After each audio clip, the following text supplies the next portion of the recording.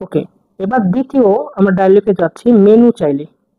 ঠিক আছে, আপনি যদি এজ এ কাস্টমার যান, মেনু কিভাবে চাইবেন আগেও বলা হয়েছে।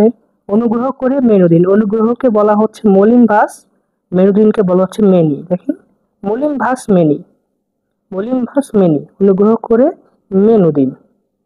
আর আপনি যদি ওয়েটার হয়ে থাকেন বা কোনোবার হয়ে থাকেন, সেক্ষেত্রে আপনি উত্তর দিবেন নিন মেনু, নিন মেনু, ইস ভুলিতে, ইস ভুলিতে, নিন ইস ভুলিতে, এই যে মেনু, এভো মেনিয়া। মেনুটাই এখানে কত ভাবে হচ্ছে, মেনুটাই হচ্ছে মেনি, আবার মেনিয়াও হচ্ছে, মেনিয়াও হচ্ছে। এটা আসলে একটা ভার্বের ফর্ম, সব জায়গায় ভার্ব একটু আলাদা আলাদা প্রয়োগ হয়েছে।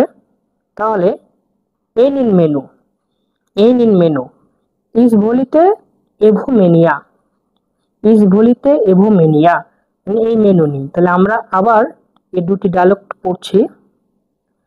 আপনি যে কাস্টমার জিজ্ঞেস করছেন মেনু দিন অনুগ্রহ করে, মলিম ভাস মেনি, মলিম ভাস মেনি।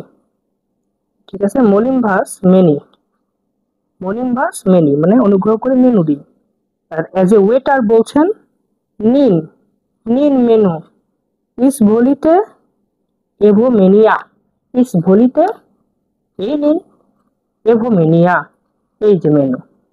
ঠিক আছে, এবার দেখুন খাবার ও পানীয় অর্ডার করা, এটি একটি ডায়লগ আছে এখানে। দেখেন,